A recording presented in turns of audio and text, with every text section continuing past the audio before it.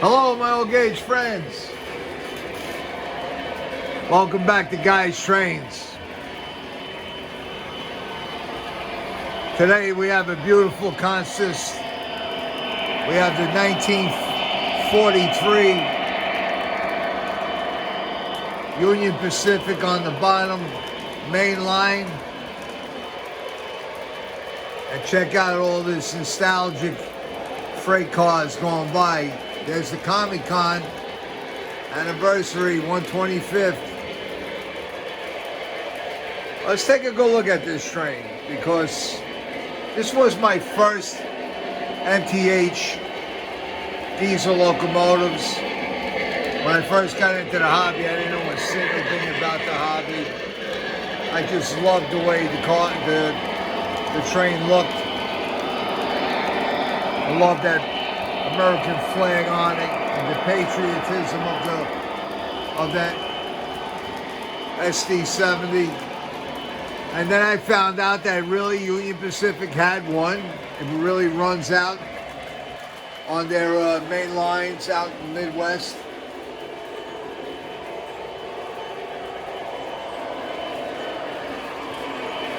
And gradually I started learning a little bit more about railroading.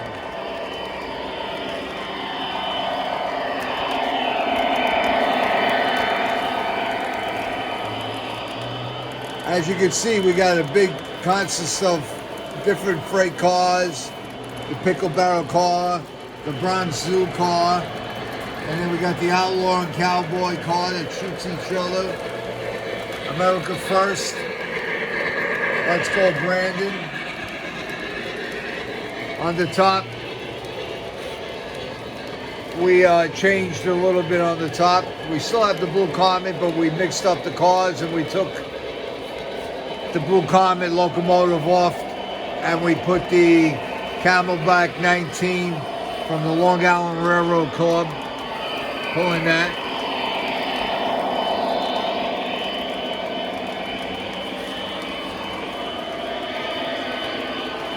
Anyway, big shout out to Brian. I got your email today, man. I'm so happy that you got that tri-rail. And I've been looking at all the options that you've been working on with the Blue Comet Pacific engine that you got in mind. I'm so happy that you're working on it. And I'm sure you're going to be putting that tri-rail out there, Nax. My man Nax Trains. And Steve, how you doing, Steve?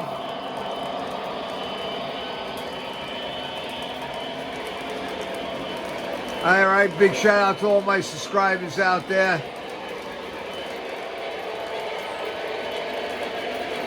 Laying back, having a glass of wine in my garage, and we had sausage and peppers today.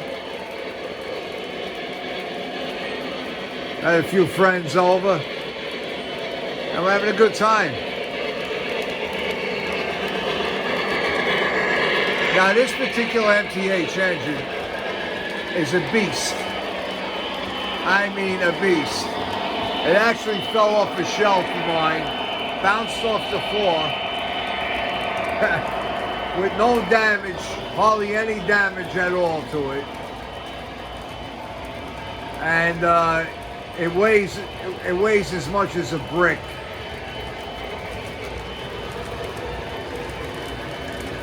I actually think it's probably one of the better engines they made with the diesel electric.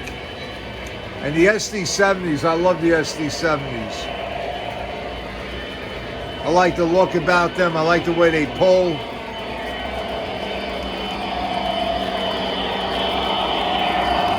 Take a look at that, baby. Take a look at that.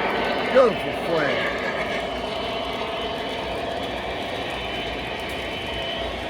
Here we go. You guys going down to the Jersey Shore?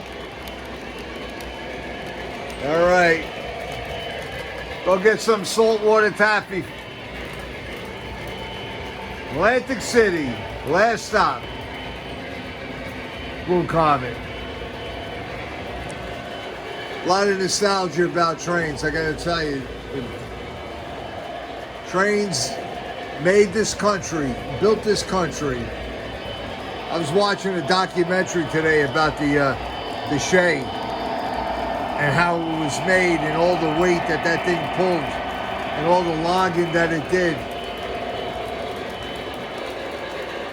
That was an incredible engine. You know what? I'm thinking about buying one. I seen when they first came out, I was going to buy one and I didn't do it, but I think about buying a Shay.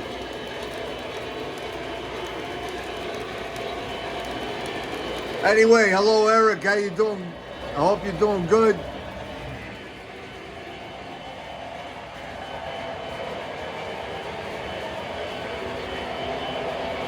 I know I seen your storage unit. It's unbelievable. It's like a garage full of boxes. Anyway, here we go. I'm taking some video of my little collection that I got going here. I love this Freedom train. Spirit of 1776. I love this Freedom train. I got a good deal on that and it was brand new. The only thing, I don't have a box. All right, so what? Look at this guy. That's an MTH model. Trump Pence. Hey, here we go. Trick or treat.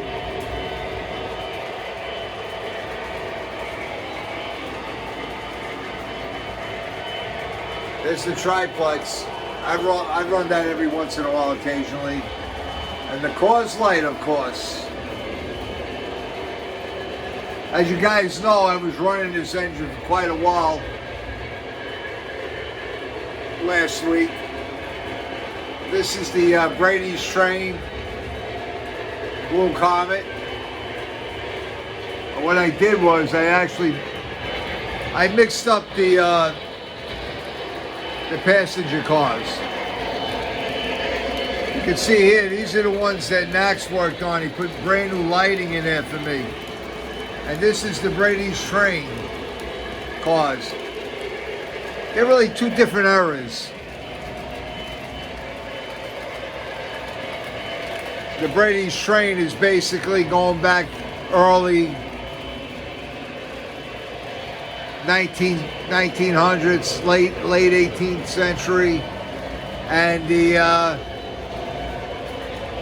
other Blue Comet cars are really what was basically running back then in the 30s, during the Depression era, and I believe they're Pullman. As you guys know, Pullman was the guy, man. He made the cars. That's the tunnel.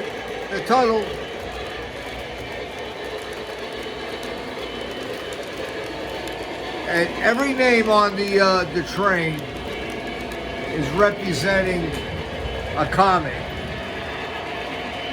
And the road number on the train is the year that comet was discovered.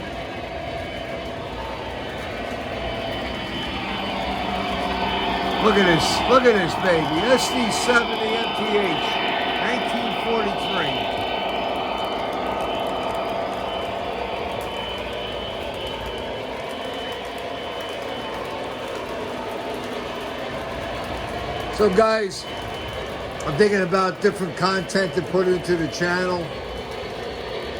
Keep it interesting. Can't keep buying trains. And I'm not really a guy to do the unboxing stuff. I'll leave that to Eric.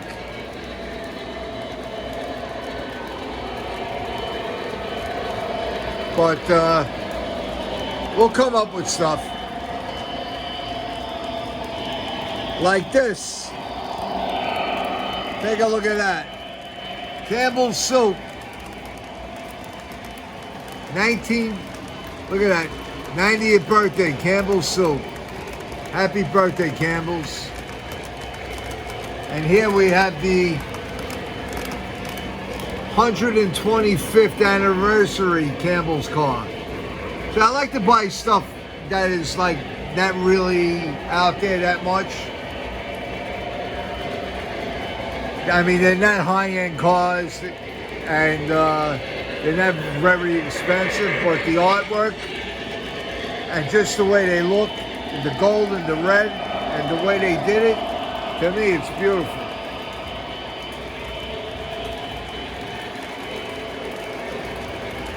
Just like these ready-made trains, cars. Fantastic. Not very expensive, but I can tell you what, big deal. Guys, you don't got to spend a lot of money out there. You buy what you want. You buy things that you like. All right? It's not about how much a car costs or a train costs. It's about what you like. All right? And you don't have to follow a protocol that everything has to be, time typical and error typical and all that crap. You know what I mean?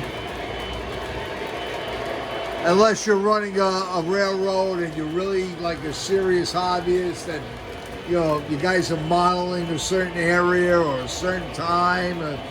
Okay, I get it. I get it. But the hobby's a lot more fun just doing what you feel. It's your railroad. Run it the way you want.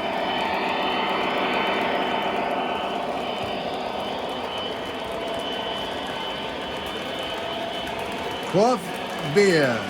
I love that pickle car. There it is, the Comic Con. Look at that. 125th anniversary, and that's signed.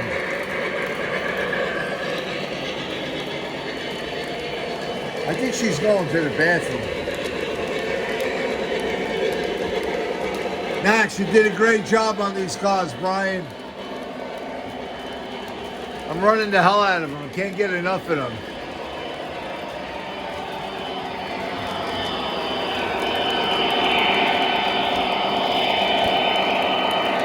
Now, as you guys know, MTH has an odometer, and you can tell how many scale miles you put on the train. Well, that particular engine, that 1943 Union Pacific SD70, has 10,000 scale miles on it, okay? 10,000.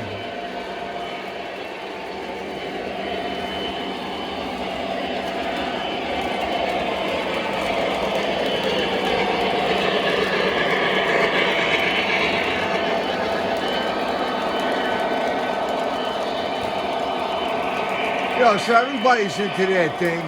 I know. I notice when I look online and I look at YouTube, other guys' channels, some people are really into the accessory stuff. I have a couple operating accessories like the Mel Dyna. I have the water tank back there. I have the firehouse right here. And, okay. I'm more into running the trains. I like to see them going around. I like the sound. I like the way they look. I'm not really into like stopping, dropping off logs, picking up logs. I guess that has something to do with age. It's fun that when you have a grandson over or something like that, they like to see these operating things. I do have a crane car. Not that particular one, but I have one that works off the TMCC that I think I'm going to put on the track and make it an operating, give it something to do. Not really tie it up to a train, but put it in a stationary area in the track and you can operate it. And also, Brian gave me the Coors Light box car that delivers the beer. So I can't wait to put that out. I'll be playing with that. in the near future.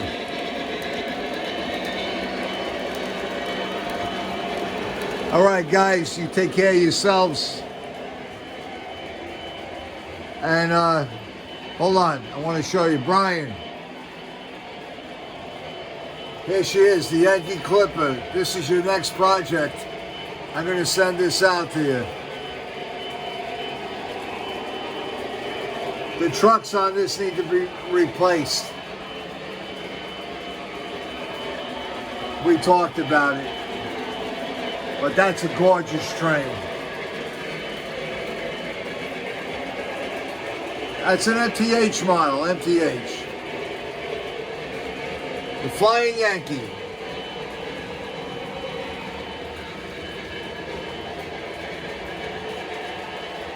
That's the Zephyr. And my little reading switcher here. The front coupler don't work. I got a problem with the front coupler. Ever since I bought this train, I always had a problem with the couplers. I don't know why. I mean, look at this one. This one hangs too low. And then I had a problem with the front because in the beginning I was putting too much smoke fluid in and I screwed it up. So I had to change it out.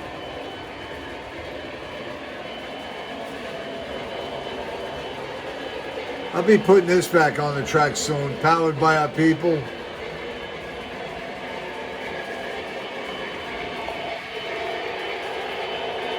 And there you go, the best airman there ever was.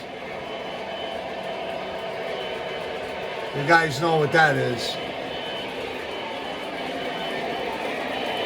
All right, guys. Take care. Talk to you guys soon and see you on the next shoot. God bless you. And God bless America. Take care.